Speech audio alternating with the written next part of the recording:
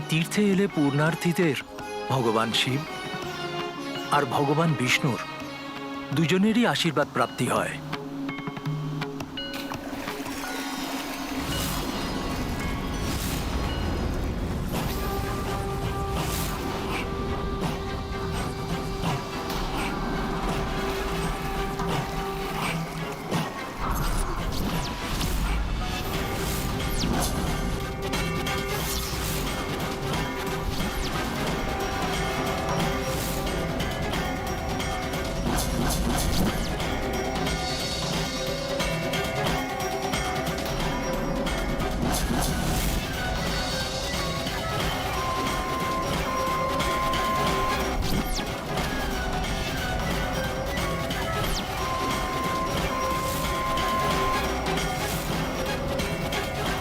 এই ভগবান বিষ্ণু আর ভগবান শিবের রূপধারী কে? আর এটাকে আমার মতোই দেখতে কেন?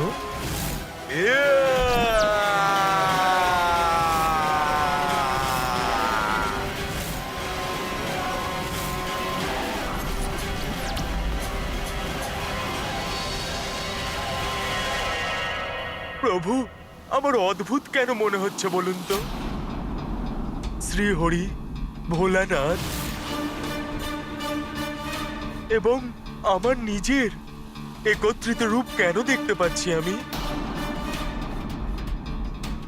আমায় কোনো মায়া ভ্রমিত করছে, নাকি আমার মনের কল্পনা এটা? হনুমান, না এটা কোনো মায়া, না এটা তোমার মনের কল্পনা। আমি তোমাকে ওনার অদ্ভুত রূপের সম্পূর্ণ বর্ণনা দেব,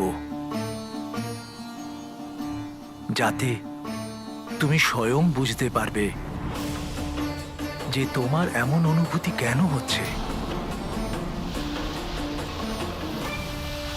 আমার সরল ভক্ত হনুমানকে বোঝানোর জন্য ওকে বলতেই হবে যে কালান্তরে ওনার বৃষকপি অবতারে আসার উদ্দেশ্য সমাপ্তি হওয়ার পরে মর্তলোক থেকেও ওনাকে গমন করতে হয়েছিল। এ বহু যুগ আগের ঘটনা হনুমান। দৈত্যদের পূর্বপুরুষ মহাবলী হিরণ্যের পুত্র মহাশনি ঘোর তপস্যায় প্রাপ্তি বরের জন্য অসীম শক্তির অধিকারী হয়ে উঠেছিল, কিন্তু তপস্বী হওয়া সত্ত্বেও দৈত্য প্রবৃত্তি হওয়ার জন্য সে নিজের সন্ত্রাসে 3টে লোককেই আতঙ্কিত করে রেখেছিল।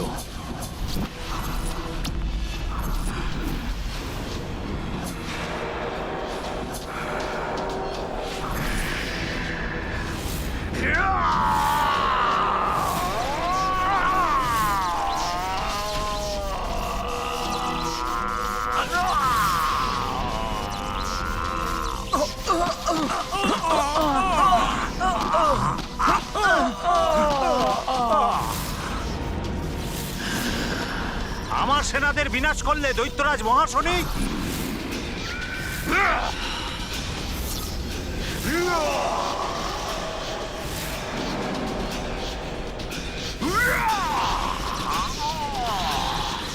এবার বাঁচতে পারবে না তুমি। সমস্ত বিরোধী রাজাদের বধ করে মহাশনি পাতাললোক আর মর্তলোকে তার আধিপত্য বিস্তার করেছিল। এবার তার পরবর্তী লক্ষ্য ছিল ইন্দ্রলোক। প্রভু, ও কি এতটাই শক্তিশালী ছিল যে দেবতাদের সাথেও যুদ্ধ করতে পারত? সে ভাবত যে তার শক্তির সম্মুখে দেবতারা টিকতে পারবে না, আর তাই ইন্দ্রলোকে আক্রমণ করার জন্য ও একাই গিয়ে পৌঁছেছিল। তার একটা ভয়ানক গর্জনে দেবতাদের হৃদয়ও কম্পিত হয়ে উঠেছিল। দেবরাজ ইন্দ্র, যদি আপনি আপনার ভালো চান তাহলে মহাশনিকে স্বর্গলোক সঁপে দিয়ে চলে যান, কারণ মহাশনির সাথে যুদ্ধ করার কোনো সামর্থ্য নেই আপনাদের দেবতাদের। মূর্খ মহাশনি, পাতাল আর ভুলোকে বিজয় লাভ করে তুমি নিজেকে মহাবলী মনে করছো। দেবলোক জয় করার দুঃসাহস তোমার হয়েছে, স্বর্গ নয়, তোমার জন্য কাল কুঠুরি। তোমার এই দুঃসাহসের জন্য। কাল কুঠুরি মহাশনি নয়, আপনি পাবেন ইন্দ্র, তাও স্বর্গলোকের নয়, পাতাল লোকে।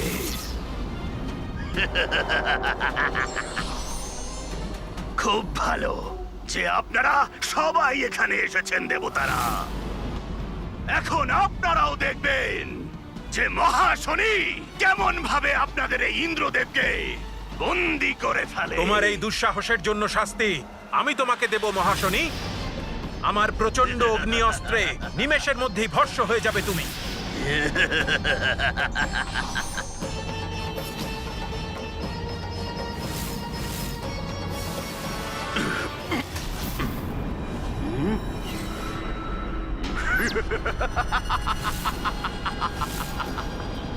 অগ্নিদেব, আপনার আগ্নেয় অস্ত্র আমার কিচ্ছু করতে পারল না।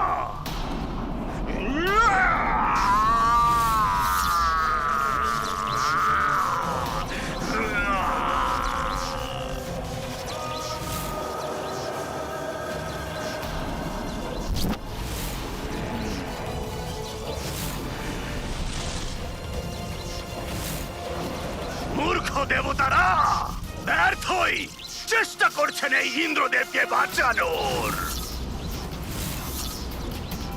এনাকে তো আমি বন্দি করবই, কিন্তু এখন আপনাদের সবাইকে আমি বন্দি করে দেব।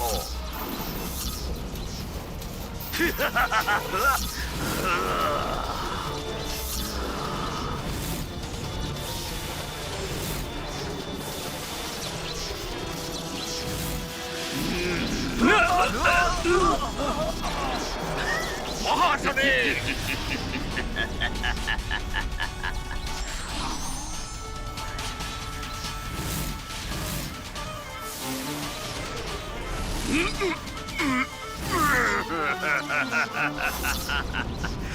আপনার এই বজ্র বিফলে চলে গেল ইন্দ্রদেব।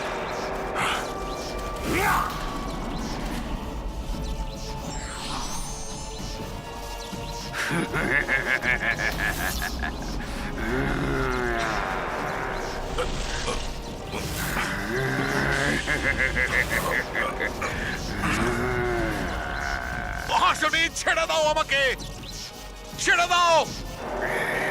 দেবতাদের অস্ত্র বিফল করে মহাশনি ইন্দ্রদেবকে বন্দি করে পাতাল লোকে নিয়ে যায় আর তাকে কালকুঠরিতে নিক্ষেপ করে।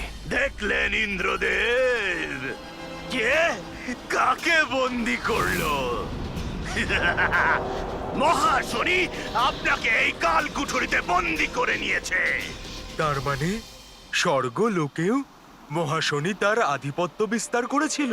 হ্যাঁ হনুমান, বরপ্রাপ্ত শক্তির জন্য সে খুব সহজেই দেবতাদের বিবশ করে ইন্দ্রদেবকে বন্দি করে নিয়েছিল। তাহলে কি দেবতারা তারপরে ইন্দ্রদেবকে মুক্ত করানোর কোনো প্রচেষ্টাই কি করেনি? দেবতারা আর কি করবেন, বিবশ হয়ে গিয়েছিলেন। অধীনতা স্বীকার করতে হলো ওদের ওই দৈত্যের কাছে। শুধু তাই নয়, বরুণদেবকে সম্বন্ধী করার জন্য উনি মহাশনির সাথে নিজের কন্যার বিবাহ দিতে বাধ্য হয়েছিলেন। বরুণদেবের বারবার অনুরোধ করায় অবশেষে মহাশনি ইন্দ্রদেবকে মুক্তি দিতে রাজি হয়ে যায়। যান ইন্দ্রদেব, মহাশনি আপনাকে মুক্ত করছে। আপনি এখন স্বতন্ত্র।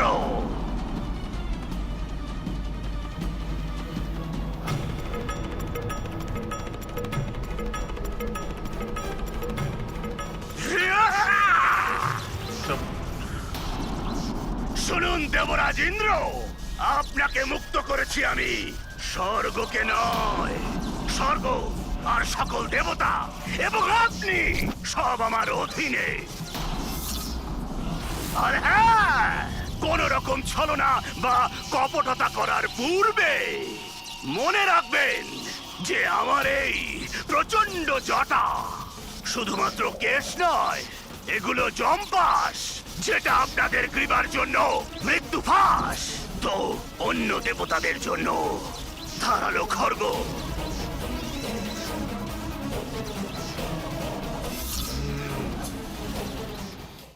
প্রভু, মহাশনি তো ইন্দ্র দেবতা এবং বাকিদের নিজের অধীনে করে নিয়েছিল প্রভু, কিন্তু এই সব ওই অদ্ভুত রূপের সাথে কিভাবে জড়িত,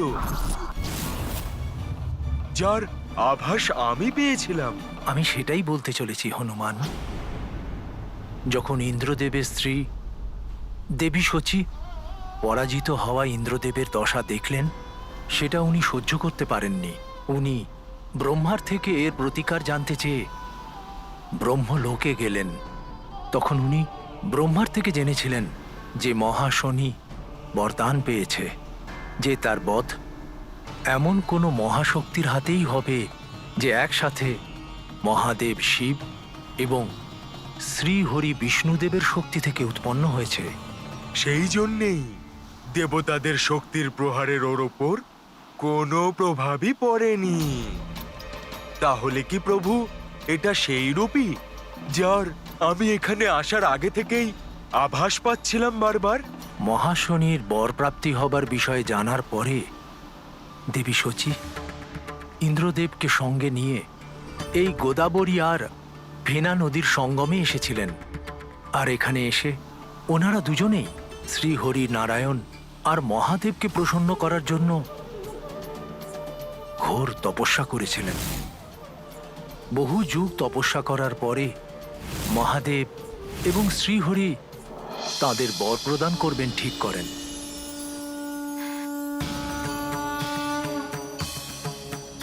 প্রণাম মহাদেব। প্রণাম শ্রীহরি। প্রণাম শ্রীহরি। ইন্দ্রদেব, দেবী শচী, আপনাদের কঠিন তপস্যায় আমরা প্রসন্ন হয়েছি।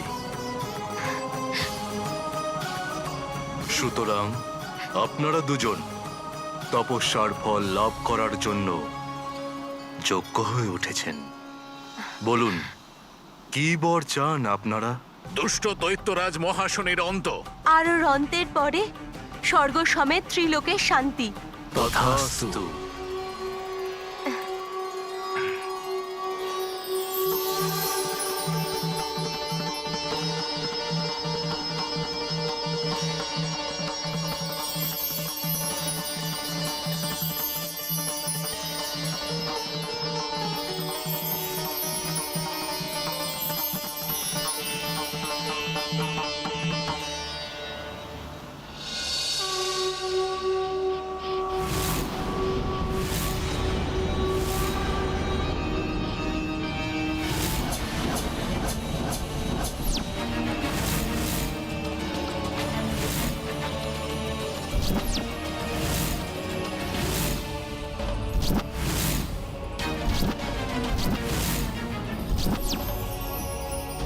মোটেই আশ্চর্য হবেন না দেবী শচী। এটা আমি বিষ্ণুদেব এবং মহাদেবের সম্মিলিত তেজের দ্বারা উৎপন্ন হওয়া মহাশক্তি। এ জগতে বৃষকপি নামে পরিচিত হবে। সংসারের ত্রিলোকে নিজের আতঙ্ক দ্বারা ত্রস্ত করে তোলা মহাশনি দৈত্যকে বধ করবে বৃষকপি।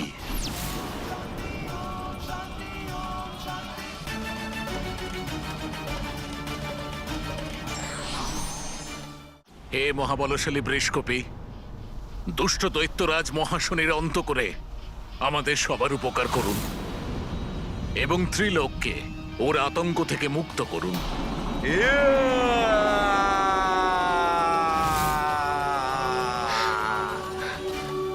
তার মানে হলো যে দিব্য রূপের আমার বারবার আভাস হচ্ছিল, সেটা শ্রীহরি এবং ভোলানাথের সম্মিলিত শক্তি থেকে উৎপন্ন মহাবলী বৃষকপির রূপ ছিল, যে এই সঙ্গম স্থলেই অবতরণ করেছিলেন।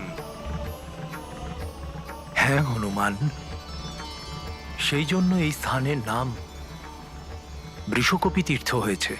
কিন্তু প্রভু, তারপর বৃষকপি দৈত্য মহাশনির বিনাশ কিভাবে করল? হনুমান, যেভাবে তুমি এক লাফ দিয়ে সমুদ্র পার করে লঙ্কায় পৌঁছে গেছিলে, সেইভাবে বৃষকপিও এক লাফে এখান থেকে পাতালে গিয়ে পৌঁছেছিল।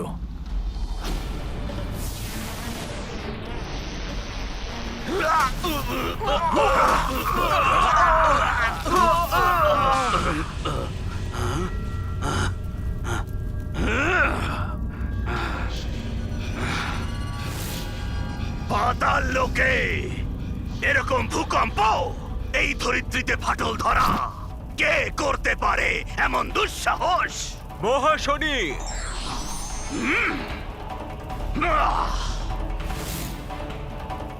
মনে হচ্ছে কোন বড় যোদ্ধাকে ওই ইন্দ্র পাঠিয়েছেন। খুব ভালো। অনেক দিন ধরে এমন কোন মহাযোদ্ধার সাথে যুদ্ধের আনন্দ নিতে পারিনি। এবার হবে আনন্দ।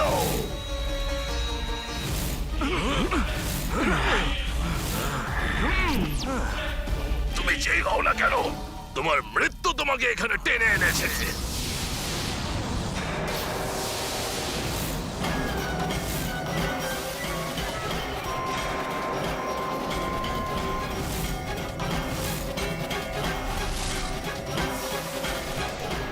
মৃত্যু হবে তোমাদের অসুরদের।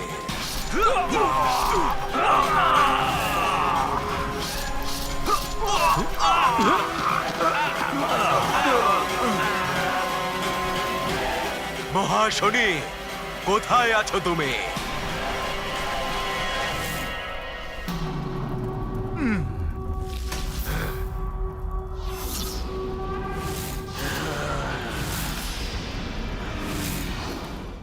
আমার সৈন্যদের বিনাশ করেছো তুমি, কিন্তু আমি এখন করব তোমার বিনাশ।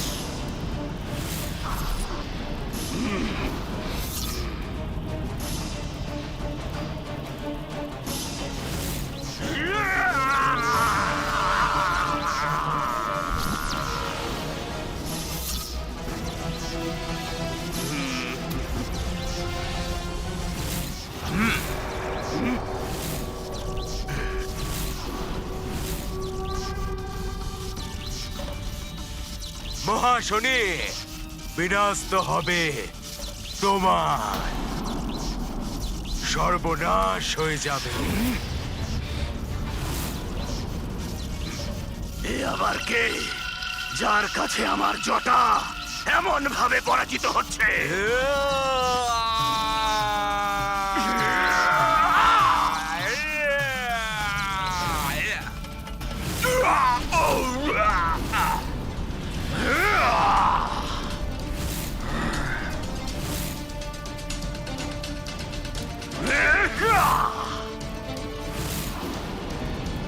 না, না, এমনটা হতে পারে না। আমি তোমাকে পরাস্ত করব।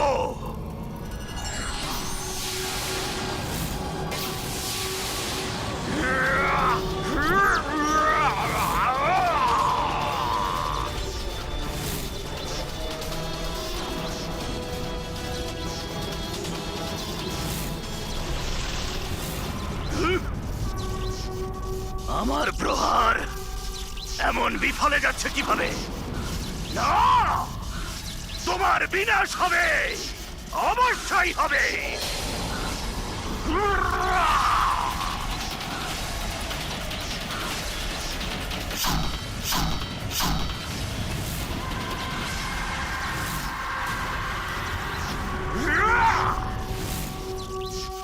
আমার এই প্রচন্ড জটাগুলোকে ছেড়ে দাও। এর আগে এমনটা কেউ করতেই পারেনি। আমার এই জটাগুলো মহান শক্তিশালীদেরও বিনাশ করেছে, কিন্তু এ কিভাবে আমার জটাকে পরাস্ত করছে? কার এত বড় ক্ষমতা? মৃত্যু, আমি তোমার মৃত্যু। নাম হলো বৃষ কপি। এবার শুরু হবে তোমার জীবনের শেষ খেলা।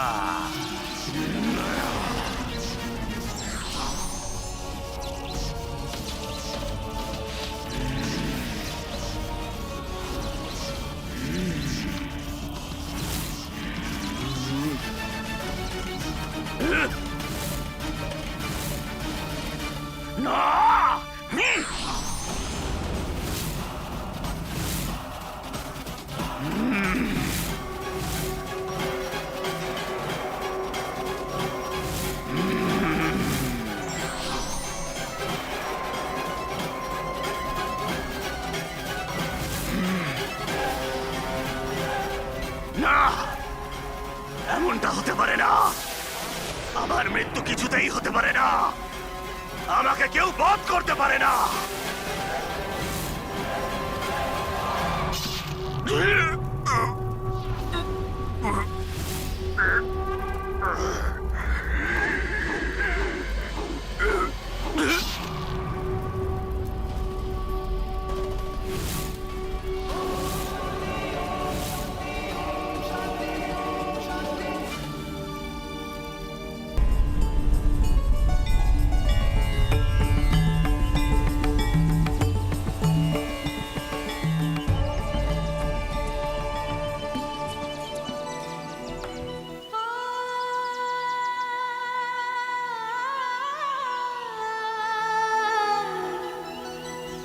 যে ব্যক্তি অন্তিম সময়েও ঐশ্বরিক সত্তা ও তার শক্তিকে চিনতে পারে না, তার পরিণতি বেদনাদায়ক হয়।